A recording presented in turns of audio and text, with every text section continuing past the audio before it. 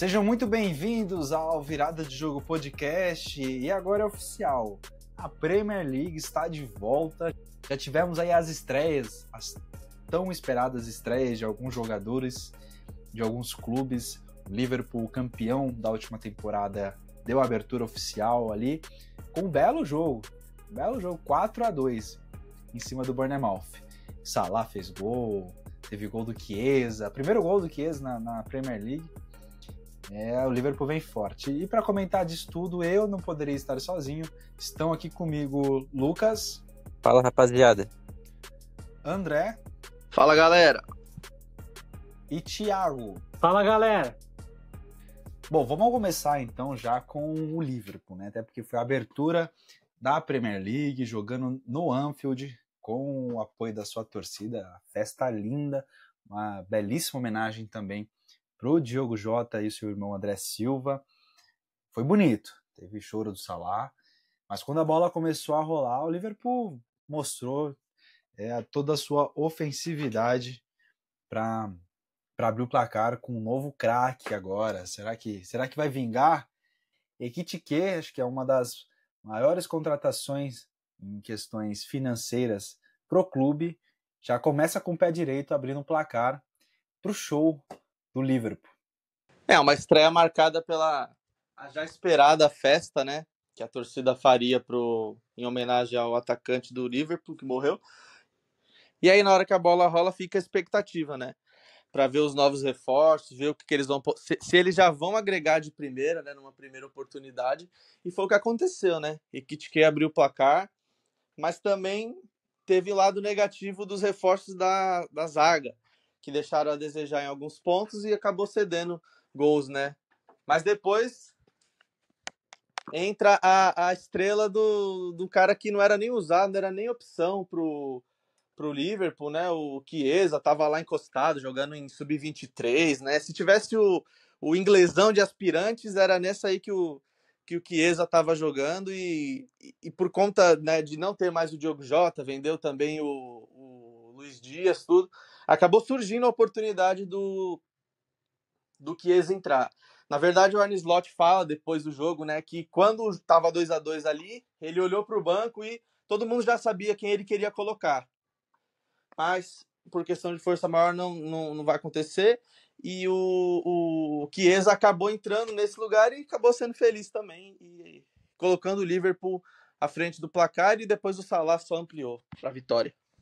Cara, eu acho que abre um sinal de atenção aí pro Liverpool, né? Tomar 2 gols da forma que tomou, acho que é preocupante, até porque o Liverpool tem poucos zagueiros, né, no seu elenco. Acho que só o Konaté e o Van Dijk ali, praticamente no mesmo nível, mas banco.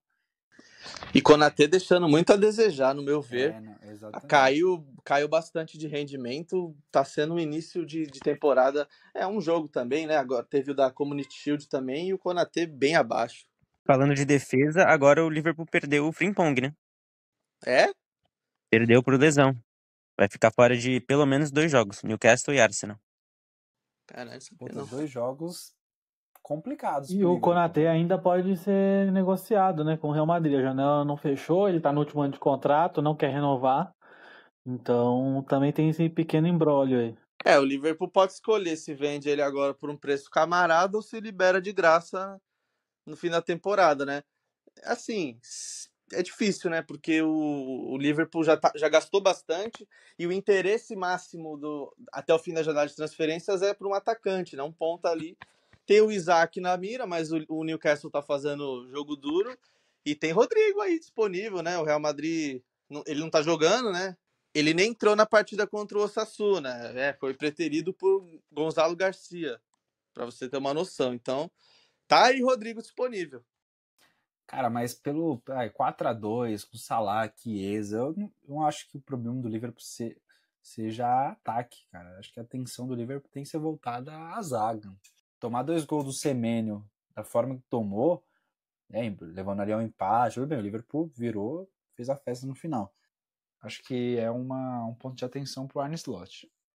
Talvez essa entrada do Chiesa fazendo o gol, ele tenha se mostrado ali capaz de de estar ao nível do Liverpool, né? Talvez possa ser que eles repensem e visem contratar um zagueiro em vez de um ponta agora, né? Destacar também pelo lado do Bournemouth, né? O Semenyo, né? Ele já fez uma grande temporada no ano passado, temporada passada, e agora vem repetindo, né? Isso. Então, já começando bem a Premier League. É um atacante aí pra ficar de olho nos clubes maiores aí. E o Semenyo que passou por um episódio triste, né? Antes dos gols, um torcedor do Liverpool ali, um cadeirante, a pessoa que estava na área de cadeirante ali, falou algo ali para ele na hora, deu para ver que ele virou e, tipo, realmente ele ouviu o que foi dito e depois relatou lá que foram falas racistas contra ele. E vindo por parte da torcida do Liverpool, né, que tinha feito uma festa tão bonita na abertura, aquele momento aquele momento bonito da torcida, de um minuto de silêncio, cantando, tudo, para depois o cara vir e fazer um papelão desse aí, é complicado, né? E esse torcedor acabou sendo punido e não pode frequentar mais nenhum estádio na Inglaterra. Merecido. Local de racista é na cadeia, e se a lei não é tão severa assim quanto deve ser lá fora, que ele fique longe dos estádios. Bom, é outro jogador que a gente pode destacar aqui, mas eu vou colocar um ponto negativo para ele. Estreia péssima de Wirtz, hein, de Florian Wirtz. Ficou bem abaixo do esperado. Para um jogo que teoricamente seria fácil, com o apoio da torcida. O Bournemouth não é um time chato, que costuma atrapalhar a vida dos gigantes da Premier League, mas eu acho que ele poderia apresentar mais do que ele conseguiu apresentar nesse primeiro jogo. O Wirtz, quando olha para ele, você vê ali 125 milhões, 150 milhões de libras, né? Então, todo mundo espera que ele entregue ao tamanho do que foi pago, né? E ele vai carregar esse peso, né? De ser visto como o jogador mais caro da Premier League. É um título que, dependendo do jogador, isso aí pode mexer até com o psicológico do cara. E o que piora tudo é que foi uma bela partida do trio de ataque, né? Só ele que não conseguiu se destacar. O Salah fez uma grande partida. O Gak, que já foi muito criticado na passagem dele pelo Liverpool, foi muito bem. O Ekitike de novo fazendo mais uma grande partida e ele não conseguiu jogar bem. Ele tá jogando de uma maneira um pouco mais diferente, né, do que era no Leverkusen, tá jogando mais centralizado. No Leverkusen ele jogava mais pelas pontas e tal. Porém, acho que ele vai se adaptar. Não é uma função tão diferente assim. E na mão do Arne Slot, acho que ele tem tudo para ser um dos grandes destaques da Premier League. É só questão de tempo, porque qualidade, inegavelmente, ele tem. E tá, acima de tudo, num coletivo que vai beneficiar ele a se desenvolver. Então, acho que vai dar certo, é questão de tempo. Eu já tenho a sensação contrária do Ekitike, né? Porque ele vem para uma posição que tinha um cara ali que era muito contestado, né? O Darwin Núñez, ele fazia bons jogos, mas nunca esteve ao nível do que o Liverpool precisa. E isso era nítido. Então, ele chega, eu acho que com uma certa leveza, de saber que o cara que estava ali antes dele não tinha a aprovação da torcida e ele pode conquistar esse lugar mais facilmente. O Arne Slot, ele tá com essa sombra, né, de uma bela estreia, né, temporada de estreia. Então ele vai ter que se provar de novo, né, pra variar, assim, começar ganhando mais títulos. A torcida sempre vai querer cobrar mais, cobrar melhores isso. E ele ganhou sem reforços. Com reforços, então, imagine agora o que a torcida não vai cobrar a imprensa em geral, né? Não, Tem reforços, mas tem muitas perdas também, né, no grupo, né? Exato. Na parte do ataque foram 3 atacantes, né? Que o Liverpool perdeu, vamos dizer assim. 2 foram vendidos e o outro foi uma vítima de uma tragédia. O Luiz Dias, acho que o Luiz Dias vai fazer falta pro Liverpool. Mas é como a gente falou, tá no primeiro episódio, né? O que o Guardiola passou, né, vem passando, que é a cobrança de parte da torcida, por parte da mídia, imprensa, enfim, de tentar manter ali o alto nível dos jogadores, né, as conquistas. O Arne Slot também chega com uma superpressão, não só de ter vencido a Premier League na sua estreia como treinador, um gigante, no maior clube da Inglaterra, também os caixas, né, estão a favor dele mais do que foram com o Klopp. E o Klopp se não o maior técnico da história do Liverpool, pelo menos na era recente. Então a pressão é gigante pro Arne Slot. Mas foi especulado que quem que vetava as contratações muitas vezes era o próprio Klopp. Ele gostava de contar com jogadores que estavam ali para uma questão de confiança, de mostrar que ele confia naquele grupo que está ali, e não gostava muito não de troca de jogadores, e ele foi tomando, né, com razão, esse poder cada vez mais fora dos gramados também, de vetar a contratação, de escolher tudo. Ele tinha a palavra final. E ele que fazia o Liverpool acabar economizando nas contratações. Tanto que na segunda temporada do Arne Slot são quase 500 milhões de libras gastos em jogadores. Tiveram saídas também que vão balancear lá o fair play, mas mesmo assim são quase, né, meio bilhão de libras, né, dinheiro pra caramba. Cara, e outro jogo que foi o início da temporada para o Arsenal e para o Manchester United foi justamente esse gigante clássico que acontece na Inglaterra. Uma pressão enorme para o United, né, porque pelo vexame que passou na última temporada, e uma pressão enorme também para o Arteta, né, ter que estrear já com algumas estreias no clube, também que na última temporada deixou a desejar também mais um vice-campeonato. E não foi diferente. Arsenal vence o Manchester United dentro do Old Trafford e acho que a pressão aumenta nas costas do Ruben Amorim. O Manchester recebeu já o primeiro jogo mais difícil, né? Já pega o Arsenal aí com o time já totalmente reforçado, né? E com a cereja do bolo lá, que foi a estreia, a chegada do Gyökeres, né, na Premier League. Mas foi um contexto de um jogo, para quem viu essa partida, viu que o Manchester, na maioria das vezes, na maior parte do jogo, dominou, né? O United foi melhor que o Arsenal no jogo. Porém, o futebol, né, ao longo de muitos jogos, a gente vê esse contexto, né, onde um time domina, onde o time tenta criar, onde chega mais, né, para tentar fazer o gol, e o outro time que se defende acaba levando a vitória, né? E foi esse o contexto, né? Onde o Arsenal soube se defender, é claro, e era um jogo, assim, ao meu ver, que era para ser um 0-0, né? Apesar do Manchester ter tentado de todas as formas conseguir chegar na área e fazer o gol, faltou aquela competência, né, de abrir o placar, né, não conseguiu. E aquele lance que o goleiro acabou ajudando lá na cobrança de escanteio, favoreceu pro Calafiori abrir o placar, e aí o Arsenal já saiu na frente, então jogou toda a pressão pro Manchester ter que ir para cima. Vale destacar também que teve as estreias, né, dos reforços aí do Manchester United, né, o Chase começou no banco, mas já iniciando a partida ali, o Matheus Cunha estreando com a camisa 10, o Brian Mbeumo, e Matheus Cunha foi um dos destaques, assim, porque foi o cara que procurou mais o jogo, onde tentava achar os seus companheiros para tentar. Eu percebi que quando precisava realmente finalizar e colocar a bola para dentro da rede, é onde não dava. Sempre o marcador do Arsenal conseguia travar, onde a bola ficava ali espirrando, e aí ficava aquele bolo, todo mundo tentando tirar e chuta e não vai. Então, assim, o Manchester teve essa dominância, mas o Arsenal também soube se defender muito bem. Um lance curioso, que é do lado do Arsenal, que teve a estreia do Gyökeres, ele não conseguiu dar um chute ao gol, né? E isso mostra também o contexto que a gente vem aqui falando, né? Que realmente o Manchester dominou, não teve muitas chances, é claro, né? Seria totalmente diferente se realmente o Arsenal tivesse chego várias vezes no ataque e a bola tivesse chego no Gyökeres e ele não conseguisse concluir, né? Sabemos que ele é um grande atacante. Ele até tropeçou na bola em alguns Sim, lances. e é muito aquela questão de adaptação, né? É o primeiro jogo. Como eu disse, eu acredito que esse jogo, o que seria justo pela falta de competência de um e do outro, de também contar ali com a sorte, porque foi um pouco de sorte também, né? Não é querendo tirar o mérito do Arsenal, mas ao meu ver, era um jogo pro 0-0, né? Mas, assim, Chesco entrou no segundo tempo, não teve muitas chances, também não teve, assim, nada de destaque para dizer. Ainda é muito cedo, o Manchester, infelizmente, começa, né, com uma derrota, mas era um jogo difícil. Então, mesmo jogando em casa, tudo, pro Arsenal é um baita ponto positivo, né? Já começa bem aí, conquistando os primeiros 3 pontos. O Manchester e o Ruben Amorim agora vai ter que realmente pensar como é que se vai ter alguma mudança, se o Chesco vai começar agora jogando nas próximas partidas.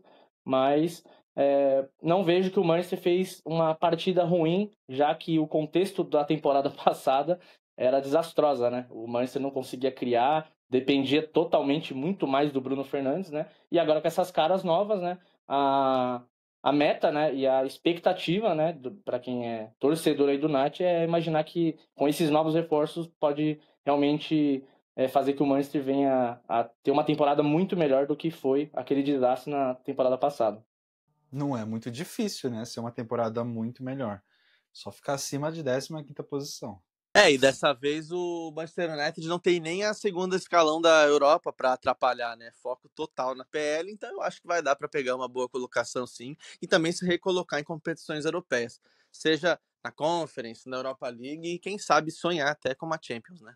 O ponto é esse, né? Como o André disse, não vai jogar competições europeias, né?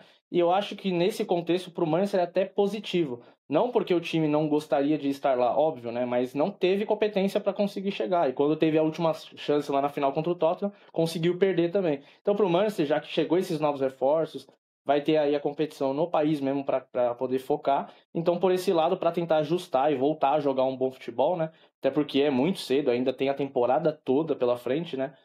Mas o Rubem Amorim é onde entra, né, o trabalho dele, é onde ele vai ter que precisar, ele vai precisar com certeza provar, né, que tem bala na agulha para fazer esse time jogar, porque os reforços chegaram, o time não é tão ruim, só que ele tem que fazer o time jogar, porque essa dependência que foi do Bruno Fernandes na temporada passada, a gente viu que com o que tinha, Højlund, Zirkzee, nada conseguiu ser feito, né? O Manchester ainda conseguiu até chegar longe na Europa League, mas esse ano, como não tem competição europeia, acredito que o Manchester não tem mais desculpa, né? O time tem que jogar, ou joga, ou realmente vai continuar sendo uma piada, né?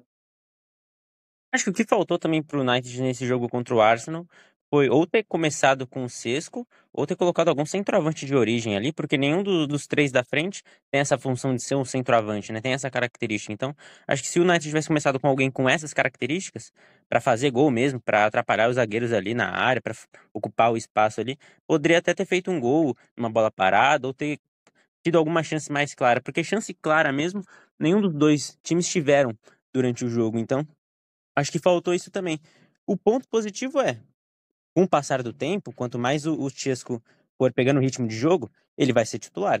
Então, num jogo difícil como esse, sem o Chesco, o United já foi razoavelmente bem, a projeção é que o time melhore a cada vez mais, quanto mais ele for melhorando e se adaptando à Premier League e ao United também, a forma como o Rubem Amorim vai organizar esse time. Então, acho que pro United é esse ponto positivo. Com o Chesco, quanto mais ele for entrando no time, acho que o United tem uma boa projeção de melhora aí para essa temporada.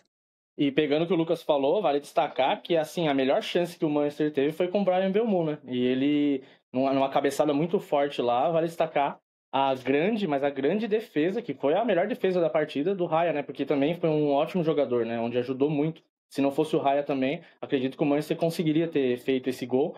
Então é mérito total do goleiro, porque foi uma cabeçada muito forte lá naquela pressão que vinha, né, do Manchester, e o Raya acabou salvando aí o Arsenal. Então vale destacar isso.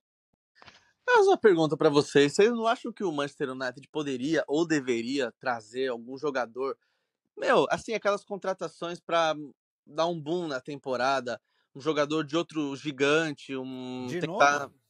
Hã? De novo? Acho que o United fez isso nas últimas temporadas e não deu certo. Não, mas trouxe quem de grande mesmo? O último jogador top que o Manchester United contratou foi o Cristiano Ronaldo. Então, mas você diz o que tem hoje no cenário, obviamente, né? É assim, mas é muito difícil, né? Porque dinheiro tem, né? O clube é obviamente gigantesco, só que a fase do clube não ajuda. Então, eu acho que isso é um dos principais motivos que fazem o Manchester não conseguir brigar com estrelas, tipo Não, o eu Mbappé da concordo, eu vida, um concordo. Vinícius Júnior, sei lá, um Rodrigo, Não, sabe? tudo bem. Mas então, você vê, é aí que eu ia chegar. O Rodrigo tá aí, tá encostado no Real Madrid, infeliz. O Manchester United nem é cogitado na briga, cara. E assim, se for falar, mas o momento não é bom, mas, um monte de jogador foi pro PSG lá jogar uma liga nada a ver, isso lá atrás, né, claro, e topou. O dinheiro falou mais alto, o dinheiro sempre fala mais alto. Então eu acho que talvez um jogador, uma peça, pelo menos, para dar um boom, uma mexida nesse elenco aí, porque, depois de uma temporada de 15º colocado pro Manchester United, tem que ter alguma mudança significativa, né? Pelo menos no elenco ali, para mudar a cara do ataque, um atacante. O Rodrigo seria um ótimo nome. Mas se você fosse jogador, por exemplo, e olhasse o cenário da atual situação do Manchester United, é um momento de reformulação, né, de adaptação de novos jogadores, novo treinador também, e não vai jogar competições europeias. Por exemplo, pega o exemplo pelo Real Madrid. O Rodrigo jogando lá, querendo ou não, vai estar disputando as maiores competições e com alta chance de ser campeão novamente. Ele já foi destaque dos últimos títulos do Real Madrid. Atualmente, você falou do Rodrigo em específico, eu tô falando dele. Atualmente ele tá ali numa fase onde o elenco mudou, novo treinador. Então, se eu fosse ele, também gostaria de jogar em um time que pelo menos disputasse uma competição de alto nível da primeira prateleira. Mas ficar de fora, que é um peso muito grande para o United, tendo a possibilidade de ficar fora novamente, até porque o United vai ter que mostrar um bom futebol para alcançar ali a zona de classificação, e a gente viu como na última temporada foi muito complicado até a última rodada. Então, assim, eu acho que tem uns pesos internos aí. O jogador, obviamente, sabe a grandeza do Manchester United, mas isso eu acho que não é o suficiente para trazer grandes estrelas. Eu acho que depende. É muito óbvio. Lógico que é óbvio que eu vou falar, mas assim, depende muito do que o jogador quer também. Porque o clube é grande, né? O clube é gigantesco, tem dinheiro, tudo mais, legal. Porém, depende muito. E não é uma regra também, né? Ao mesmo tempo, também vale ressaltar que o clube está numa fase ruim, todo mundo sabe que está numa seca de título grande já há muito tempo. Mas se fosse assim, o Casemiro, por exemplo, não sairia do Real Madrid, onde estava tranquilamente multicampeão, titular absoluto, jogando ali pra caramba, e ele aceitou o desafio. Então, ou seja, todo mundo na época até falava, nossa, mas o Casemiro saiu do Real Madrid para ir para aquela nhaca que tá o United. Então, depende muito do jogador. E o Rodrigo, às vezes, também, vamos supor, tá lá escanteado até o presente momento no Real Madrid, teria muito que ver o que ele gostaria, né? Porque se o jogador, vamos supor, coloca o critério que ele quer jogar a competição europeia e especificamente uma Champions League, a resposta já é não. Então não tem nem como o Manchester abrir uma negociação com um jogador desse, a não ser porque os jogadores fazem consulta, né? Então tem muita coisa que a gente vê na mídia, mas também tem muita coisa que a gente não fica sabendo. Então vai saber, né, quantos clubes fazem isso de consultar outros jogadores. E assim, cada jogador acho que tem seu critério. Então não acho que é uma regra. Depende muito do que o jogador quer, se ele quer um novo desafio, se ele se vê jogando naquele clube, se ele se vê morando naquele país. Eu acho que não é um fator só. Acho que tem muita coisa que entra em jogo para determinar, né? Ainda mais que a gente está falando de jogadores, né, grandiosos, né? Então eu dei o exemplo aí do Casemiro, porque se fosse seguir uma lógica, né, de continuar vencendo, assim, ele jamais aceitaria sair do Real Madrid para o Manchester United. Não, eu entendo, mas assim, eu acho que independente do país que o cara queira morar, o Manchester United não tem nada a ver e nem se interessa por isso. Eu acho que o fator mesmo é grana, é botar lá o malote na mesa e falar, e aí, você vem ou não? Porque assim, no Real Madrid, e até voltando ao que o Matheus falou, vai disputar com o Real Madrid, a disputa não seria com o Real Madrid, porque o Real Madrid tá meio que jogando o Rodrigo pro lado, falando, aqui você não vai ter espaço. O recado que o Xabi Alonso passou foi esse. A briga seria com o Liverpool e com o Manchester City, que são ali rivais de tudo com o United. E o Manchester United é maior que o Manchester City, mas hoje não é mais chamativo, nem muito menos que o Liverpool. Mas assim, ao mesmo tempo, o Rodrigo vive uma situação no Real Madrid que é do quê? Ele tá lá, ele é ponta esquerda, ele não vai jogar na ponta esquerda nunca no Real Madrid. Ele sempre vai jogar ou fora de posição ou não vai jogar.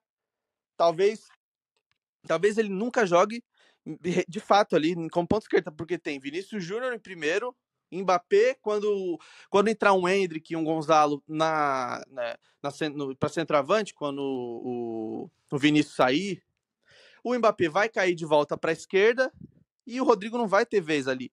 Aí ele pode olhar ali para o Manchester United, que não tem um grande craque no ataque, assim, do tamanho dele. Ele pode pegar para ele o time, falar, pô, aqui eu vou ser o cara desse time aí. Dá 7 do Cristiano Ronaldo e eu vou fazer história. Não tá hoje na Champions League, mas não vai ser o resto da vida assim. Rodrigo é novo. Ali em 5 temporadas, com ele podendo mostrar plenamente o futebol dele numa Premier League, num time gigante, que tem dinheiro para trazer mais pessoas depois para subir o projeto, eu não vejo por que não. Acho que seria uma boa. Eu acho já que o Rodrigo não tem esse perfil de ser esse cara de querer dar a volta aí para um time assim. Eu acho que ele tem um perfil mais low profile. Ele vai querer jogar num time que ele contribua. Exatamente, um City, que ele vai ser. Que ele não vai ser a estrela principal, ele nunca foi a estrela principal. Então ele vai viver o resto da carreira sendo um cara esquecível, sendo que ele tem futebol para mais. Eu acho que então tem que ser uma mudança além de uma postura dele numa maneira geral, uma mudança talvez de mentalidade. Eu duvido que um cara que nem ele não queira ser protagonista, ser o principal nome, pegar a principal camisa de um time. Eu acho que ele não teve oportunidade porque o Vinícius chegou antes. E agora com o Mbappé ficou Eu pior ainda. vejo sempre como um coadjuvante. Eu não consigo ver ele um ótimo coadjuvante. Muito bom. Mas ele como artista principal de um time, eu não consigo ver. Eu não sei nem se é porque ele não quer. Eu acho que ele só não tem essa característica. Talvez ele até queira. Porém, por exemplo, na seleção mesmo, ele teve a oportunidade de ser o cara. Obviamente, seleção é outro contexto, é menos tempo, é muito diferente. Mas ele teve a oportunidade de ser o cara da seleção por um momento. Em alguns jogos foi até o camisa 10 e ele não se mostrou como um jogador com o perfil de ser um líder, um protagonista, de chamar a responsabilidade para si, como, por exemplo, o Vini fez no Real Madrid depois da saída do Benzema, como o Neymar fez a vida inteira, são outra prateleira, mas existem jogadores que gostam de ser o cara de um time. Não sei se o Rodrigo tem essa característica, essa skill no arsenal dele. Talvez ele até queira, mas não tem essa característica mesmo. Comentar um pouquinho sobre o Arsenal. Nesse jogo, o Arsenal ele foi um time bem reativo, né? A gente pode dizer assim. Uma equipe com. No começo do jogo até tentou mais, pressionar mais, aí depois do gol se defendeu bastante. Até o Plato já comentou que o Raya foi um dos principais jogadores, né? Do Arsenal, né? Só defesa, aquela defesa impressionante na cabeçada do Mbeumo. E então o Arsenal achei que fez o resultado, né? Que era preciso.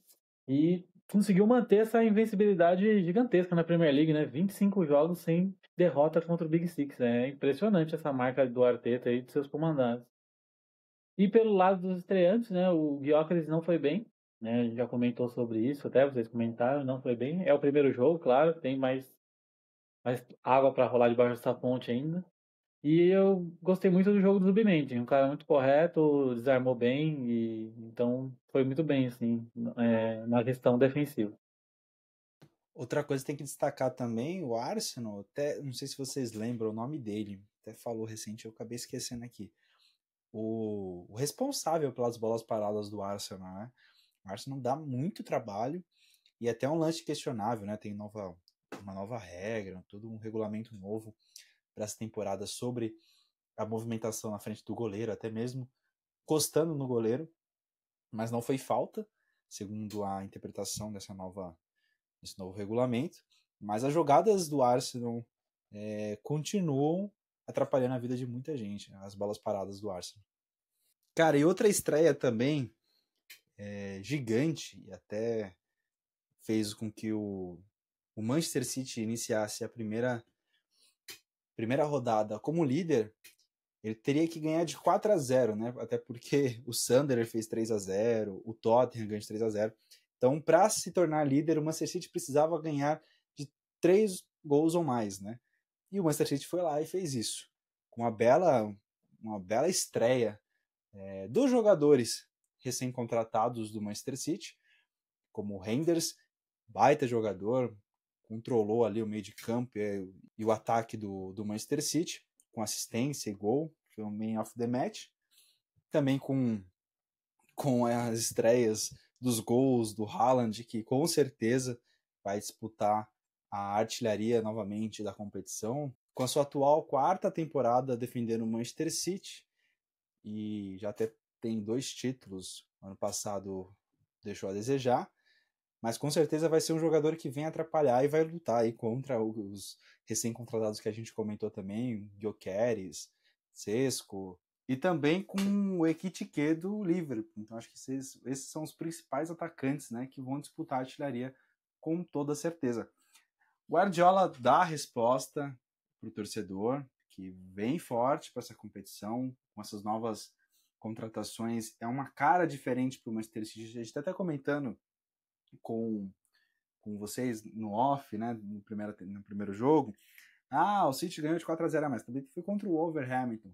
Mas se a gente pegar o que o City apresentou contra o Wolverhampton na última temporada, tudo bem, foram 2 vitórias, mas foram 2 vitórias super apertadas, que o Manchester City sofreu muito, então a gente já vê uma postura diferente. Tudo bem que o primeiro jogo, ninguém vai se iludir com isso, mas eu acho que foi necessário essa mudança de alguns jogadores, a saída de alguns jogadores, a chegada de novas peças, tudo bem, com muita qualidade, mas principalmente com vontade de ganhar. Não sei, nunca saberemos o que passa nos bastidores do time, mas quando um certo elenco está acostumado a vencer, há uma tendência a afrouxar. Isso até falo porque foi uma entrevista que o Muricy trouxe uma vez sobre o São Paulo, que venceu o tricampeonato brasileiro. Só fazendo uma analogia, que quando ele ganhou aquele tricampeonato, ele falou que o terceiro foi muito mais difícil do que os outros 2, porque o elenco já estava desgastado, já vencemos tudo, porque a gente vai correr mais uma temporada, a gente já mostrou isso para a torcida que a gente venceu. Então acho que o trabalho mental foi muito mais forte na última temporada. Então o Manchester City vencer 4 Premier League seguidas na última temporada foi horrível, foi péssima, mas teve uma mudança, teve alguns ajustes em que promete muito para essa atual temporada. E sabe qual que é o nome disso aí, Matheus? Isso daí é o efeito Premier League, né? E aí, todos os jogadores que chegaram aí no Manchester City estão com sede de provar que vieram, né? Então, tem que destacar também que o Tijani Reinders, ele foi o destaque dessa partida aí. Realmente mostrou a que veio, né? E ele que já era um jogador que se destacava muito naquele time bem fraco do Milan, né? Mas ele é um cara que se destacou, não é à toa que chamou a atenção aí da diretoria do City, né? O próprio Pepe gostou muito dele. E chegou chegando, né? O Cherki também foi outro jogador que, né, fez gol, mostrou, né? Já pegou a camisa 10 aí, né? E quer fazer o que eu acredito que vai fazer o que o Jack Grealish não conseguiu fazer ao longo do tempo, né? Mas o Manchester City realmente pegou também um Wolverhampton, né, que ainda vai precisar se adaptar, né? Na última temporada, o seu melhor jogador disparado foi o Matheus Cunha, que agora se transferiu por United, né? Então o Wolverhampton vai precisar também se achar ao longo da temporada aí. Então acho que não foi surpresa para ninguém que o Manchester City obviamente era favorito e não só ganhou de 4-0, mas jogou bem, né? E mostrou a sua dominância, né? E o Wolverhampton realmente não tinha chances, né? Quem viu o jogo viu que o Manchester City dominou por completo. Até as poucas chances que o Wolver tentou era difícil, né? E destacar que o Trafford, né? O James Trafford fez aí o seu retorno no Manchester City e pegou a 1 aí. E agora, será que vai ser realmente o titular ao longo da temporada também? Fica esse questionamento aí, né? Parece ser um jogador muito promissor e eu acredito que ele tem total poder de conseguir mostrar pro Guardiola que ele é o goleiro para ser titular mesmo ao longo dessa temporada. E tem a estreia do Arias, né, pelo Wolves. Camisa 10 agora do Wolverhampton. Ele estreou no finalzinho do jogo e vamos ver se vai vingar, né? Porque no Mundial ele foi muito bem, ajudou o Fluminense a chegar longe, né? Bem longe, por sinal, no Mundial. Mas fica também a estreia, né? Você falou do Matheus Cunha, perdeu esse camisa 10 e trouxe outro, né? Do Brasil. Não é brasileiro, mas estava aqui no Brasil. Eu acho que foi um pecado o Vitor Pereira deixar ele jogar no final da partida. Ele chegou, deu uma incendiada no jogo. Sim. E acho que questão do gol do City, acho que o Citão vai fazer esforços pelo Donnarumma, hein? Coitado do Trafford. Não, o Trafford vai, né? Vai virar o Old Trafford, né? Esperando a vaga dele no City. E tem alguns jogadores também que estavam aí que antes, né, de começar a temporada, o pessoal especulava, né, se o Pep Guardiola ia usar, né? E até dar um exemplo aí do Echeverri, né, que veio aí do River, jogador promissor, né? Só que ele acabou de ser emprestado, né, pro Bayer Leverkusen, né? E por ironia, quem vai treinar ele era o antigo rival do Pep, né, que é o Erik ten Hag, né? Foi pedido dele lá, e o Manchester City viu o potencial para o moleque se adaptar, né? jogar em uma outra liga, talvez ser mais usado, o que deixa também muito claro que talvez ele não teria muitas chances nesse time do Manchester City, né? Dessa estreia do City, o que eu gostei foi do Haaland. Haaland, a chance que ele teve, ele conseguiu guardar. Fez um belíssimo gol, tipo, um golaço, chutando de fora, na entrada da área. Então, o Haaland, ele, pra mim, foi o grande destaque do City nesse primeiro jogo. Claro que o Reinders jogou muito bem, os novos reforços também. Um meio-campo meio diferente do City, que a gente não tá muito acostumado, né? Com Nico Gonzalez, Reinders, muitas novidades. Mas o Haaland sempre fazendo seus golzinhos. Eu falei aqui antes, o Platini citou as transferências aí por empréstimo, mas o City também vendeu o McKennie, que foi uma das jovens promessas aí do City, ele vendeu para o Nottingham Forest.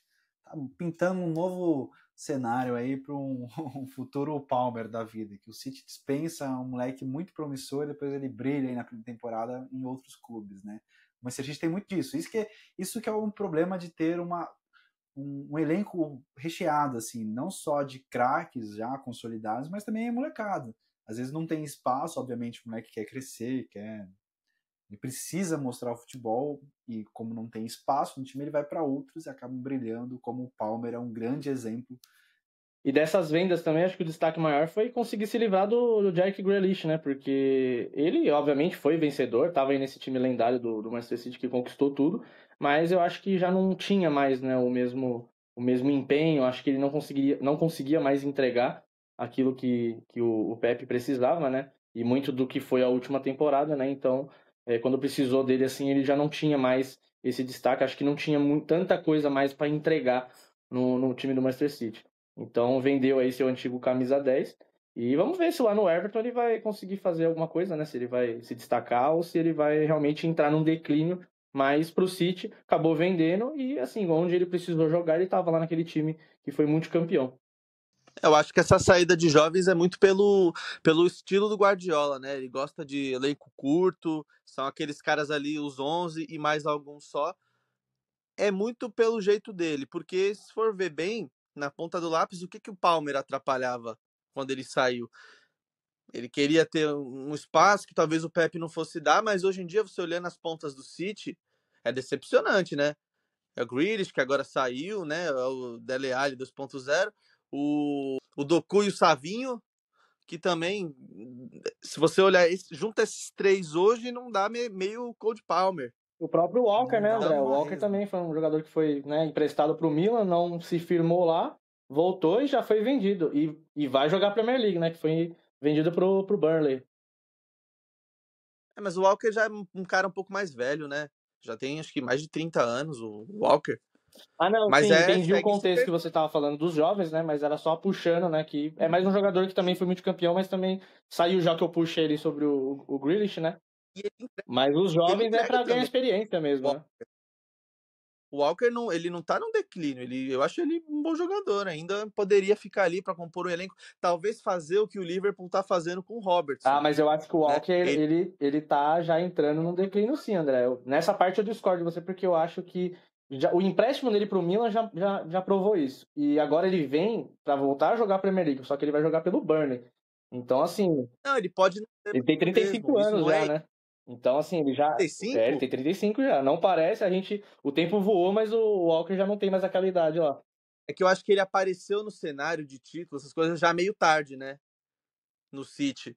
É coisa de quê? É De que ele se 7 anos pra cá? ele se destacou muito ali com, sei lá, não lembro ao certo, mas talvez uns 25 ou 24 jogando bem no Tottenham, né? Posso estar enganado aqui pela idade, não me lembro ao certo, Aí, mas 10 quando o anos. City levou ele, levou no auge, né? E fez, tipo assim, foi um baita negócio, né? Porque tirou ele lá do Tottenham, que não ganharia nada, né? Isso todo mundo sabe. E o cara chegou para ser titular e, assim, aqueles confrontos históricos que teve com o Real Madrid, os próprios pontas, né? O Vinícius Júnior, o Rodrigo já falavam, né?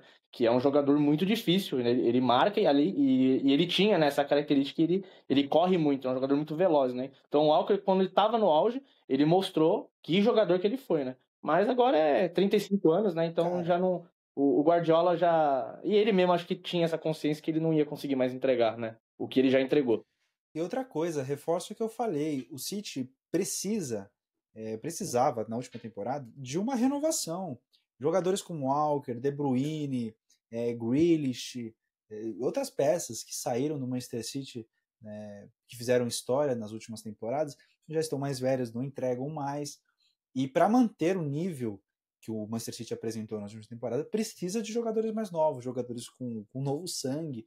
Isso eu acho que é normal. E eu gosto muito do Guardiola por conta disso. Ele tem esse poder de trocar o jogador. Assim, já deu, você não aguenta mais a Premier League, você tá fora, né? Tudo bem que algumas peças a gente até perde, assim, por exemplo, eu acho que foi uma grande perda nas últimas temporadas. Perdeu Alvarez, perdeu Mahrez, que eu acho que ainda teriam lenha para queimar no campeonato inglês, mas algumas peças de fato encerraram o seu ciclo, que foram necessários e que talvez seja a solução para uma mudança de postura para essa atual temporada do Manchester City. Eu acredito que o que ele faz com essa reformulação é muito bom para o clube. Para dar continuidade aqui com a Premier League, vamos falar de um resultado decepcionante de um time do Big Six. O Chelsea empatou em 0-0 em casa com o bom time do Crystal Palace, mas é um resultado decepcionante. O Chelsea que fez um jogo bem parecido com alguns da temporada passada, né? Um jogo de muita posse de bola, mas poucas chances criadas.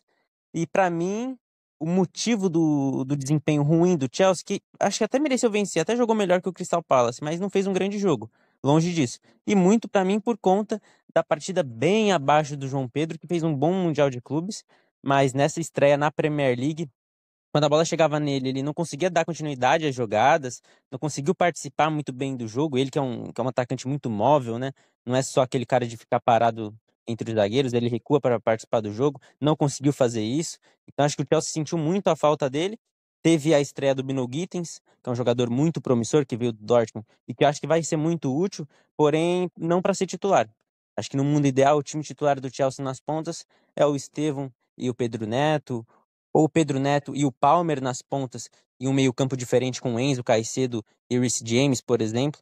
Mas acho que o Bino Gittens é um cara para compor elenco. Contra o Crystal Palace foi titular, não fez uma partida ruim, mas acho que se tivesse começado com o Estevão ou com o Palmer nas pontas, o resultado poderia ter sido mais positivo para o Chelsea nessa estreia decepcionante na Premier League.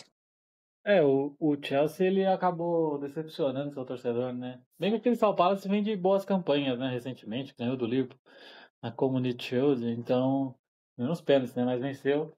Então, vem fazendo bons jogos, bons resultados. E agora tá Crystal Palace, né? Falando um pouquinho, tá para perder o Eze, né? Muito perto de fechar com o Arsenal, né? Parecia que ia pro Tottenham e parece que tá fechando com o Arsenal. Então, o Crystal Palace vai ficar bem enfraquecido para essa temporada. Vamos ver o que eles vão aprontar nessa janela de transferência. Eles vão entrar com uma grana boa. E do lado do Chelsea, né? Destacar que o Jackson, né? Tá sendo negociado. Não deve ficar. Pode estar fechando com o Aston Villa por empréstimo, né? Seria essa opção, porque ele parece querer continuar na Premier League. Então, vamos ver o que vai ser os próximos passos do possante Nicholas Jackson.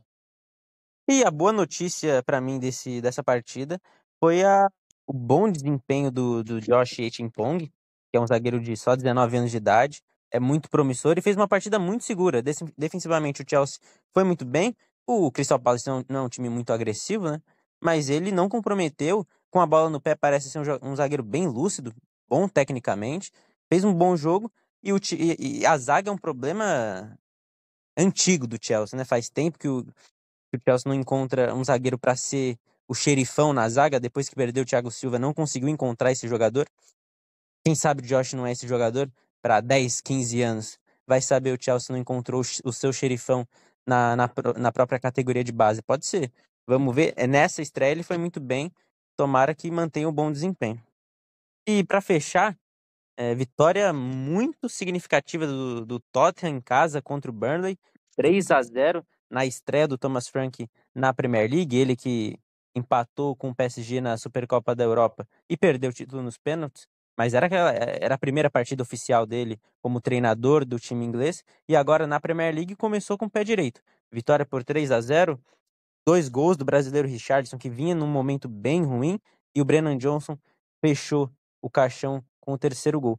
Foi uma boa partida do Tottenham, um estilo bem diferente em relação ao Postecoglou, né? Uma mudança radical de filosofia de jogo, mas até agora parece que tá dando certo. Fez um bom jogo contra o PSG, perdeu o título por muito pouco, e agora contra o Burnley, que é um time que é um candidato a ser rebaixado, é verdade, porém o Tottenham fez o dever de casa e fez uma boa partida, venceu e convenceu. Destacar aí o Richarlison, né? Impressionante.